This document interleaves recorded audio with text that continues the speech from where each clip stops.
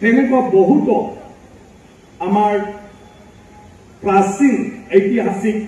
স্মৰণীয় জাগাবোৰ আছে আৰু যেটো আজি ডিমাপুৰৰ দিয়াৰ পিছত ডিমাপুৰৰ অধীনত আছে কিন্তু গোলাঘাটৰ খাছবাৰীতো আছিল যেটো আহোমৰ আগতেও এই অসমৰ যেটো সভ্যতা সংস্কৃতি এটো বহুত স্মৰণীয় আছিল ঐতিহাসিক আছিল ইয়াৰ আগতেও মহাভাৰতৰ সময়ত যিবোৰ কথা উল্লেখ কৰিছে আজি বানাসুৰৰ কথা যি বানাসুৰৰ প্ৰাগজ্যোতিষপুৰ তেজপুৰ এটা ঐতিহাসিক স্থান আৰু য'ত মহাভাৰতৰ উল্লেখ কৰা হৰিহৰৰ যুদ্ধ শিৱ আৰু শ্ৰীকৃষ্ণৰ লগত হৈছিলে বানাসুৰৰ কাৰণে উষা অনিৰুদ্ধৰ মিলনক লৈ ফালে আৰু ইয়াৰ জীৱিত প্ৰমাণবিলাক এতিয়াও তাত আছে যেটো অসম চৰকাৰৰ পৰা তাত চিত্ৰলেখা পাৰ্কত এই বস্তুবোৰ ডিসপ্লে কৰি থোৱা হৈছে এয়া 5000 6000 মহাভাৰতৰ সময়ৰ কথা সময়ৰ এইবোৰ সভ্যতা সংস্কৃতিৰ এটা চিন মা কামাখ্যাক আমি সবে শ্ৰদ্ধা কৰো আমি পূজা কৰো আৰু সকলোৱে স্বীকাৰ কৰে এইটো এটা জাগ্ৰত আমাৰ দেৱীৰ মন্দিৰ আৰু য'ত আমাৰ মনোকামনা আগৰ পৰাই পুৰা হৈ আহি আছে কিবা এটা বিপদ আপদ ভৱিষ্যতৰ কিবা এটা আশা লৈ আমি যদি মা কামাখ্যাৰ ওচৰত যাওঁ তেতিয়াহ'লে আমাৰ এইবোৰ যি এটা বিচাৰা মনোকামনা সেইবোৰ মায়ে পূৰণ কৰি দিয়ে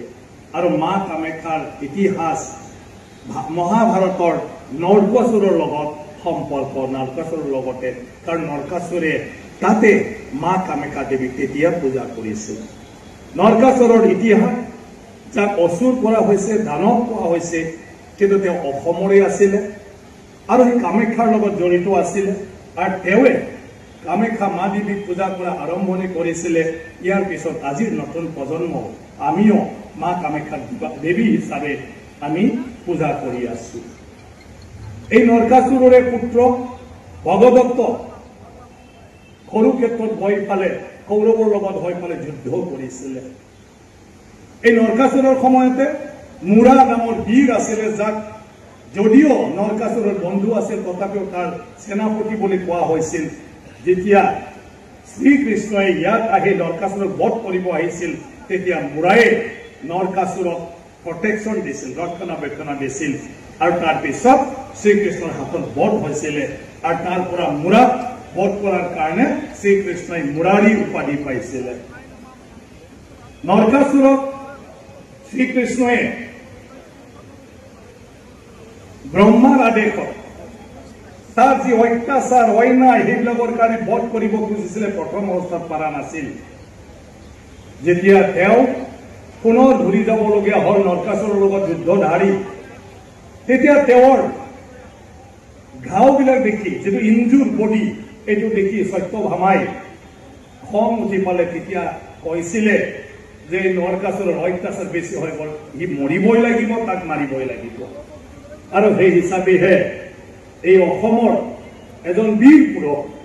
যিয়ে নহওক তাৰ স্বভাৱ প্ৰভাৱ অলপমান বেছি অহংকাৰ আছিল যদিও সি অসমৰ এজন বীৰ আছিলে সত্যভামা